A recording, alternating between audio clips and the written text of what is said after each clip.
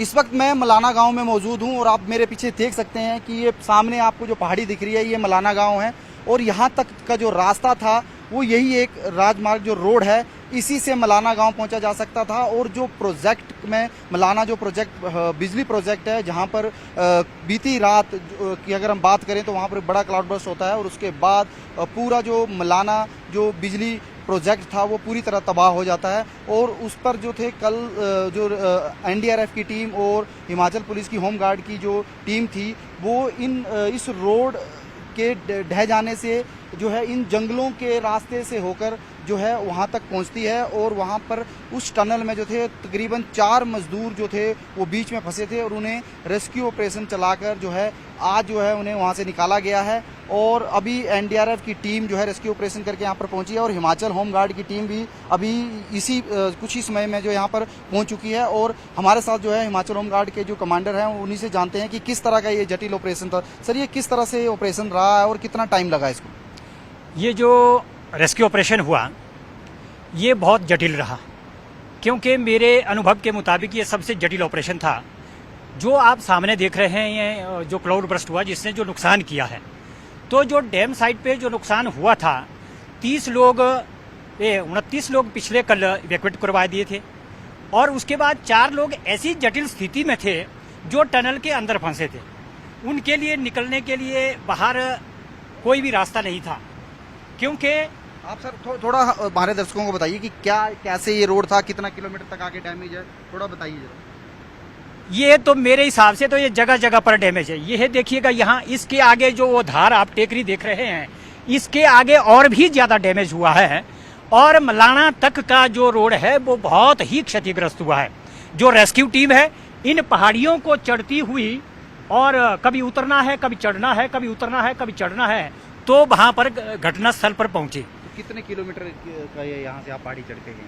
ये पहाड़ी चढ़ने के लिए तो लगभग कोई 4 किलोमीटर का ये एरिया था। ये कभी ऊपर जाना है, कभी नीचे आना है, कभी ऊपर जाना है, मतलब ये टोपोग्राफी के आधार पर काम किया गया। आपके कितने टीम से आपके कितने लोग थे और एनडीआरएफ की टीम से कितने लोग वहां तक रेस्क्यू के लिए गए? एनडीआरएफ के 24 लोग थे, हमारी हिमाचल होमगार्ड और फायर सर्विस के 9 लोग थे।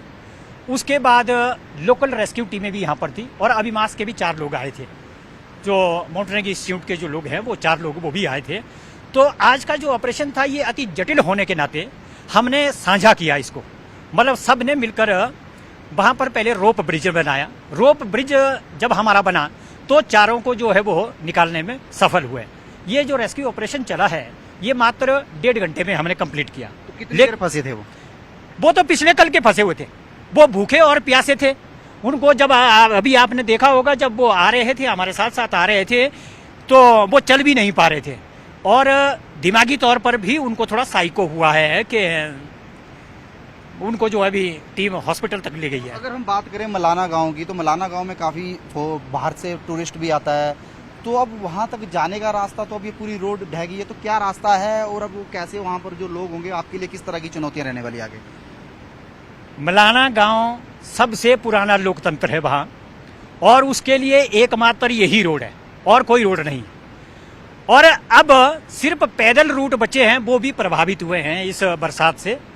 तो अब ये चुनौती हम सब के लिए है कि भाई वहाँ के लिए कोई राशन पहुँचाना है या उनके लिए कोई बीमारी शमारी देखनी है या कोई और सुविधाएं प्रदान करनी है, तो ये हम कुल्लू वासियों के लिए भी चुनौती है। चलो जिला प्रशासन इसके लिए तैयारी कर रहा है, जल्द इसका समाधान निकालेंगे।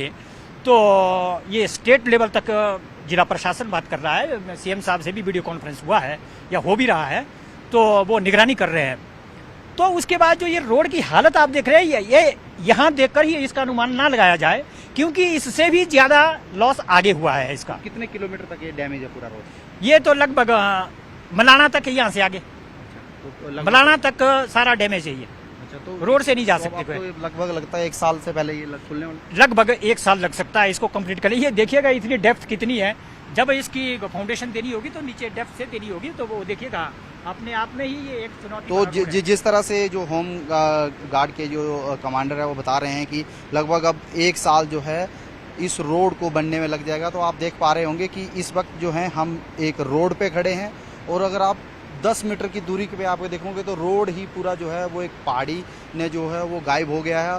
और सामने आपको फिर एक रोड नज़र आ रहा होगा, लेकिन ये जो सामने आपको डिस्टेंस नज़र आ रहा होगा कम से कम जो है वो तकरीबन जो है ये लगभग 200 फुट की गहराई हम कह सकते हैं कि 200 फुट का ये गड्ढा देखो कि बड़ा पड़ गया। और नीचे पूरी वैली में जो है जो डैम का जो पानी है, लगातार जो मलाना डैम का जो पानी आ रहा है और उसके साथ जो मैल भी जो है पूरा और मट इसके साथ आ रहा है। बड़े बड़े इसके साथ लकड़ी के बड़े बड़े बुलडोजर आए हुए हैं, बड़े बड़े पत्थर आए हुए हैं। तो जिस तरह से बादल फटने के बाद जो तबाही मची है उसका ये मंजर है। और अब मलाना गांव जो है पूरे अब कह सकते हैं तो देश से जो है कट चुका है। न्यूज़ 18 इंडिया के लिए चमन पलानिया, मलाना गांव।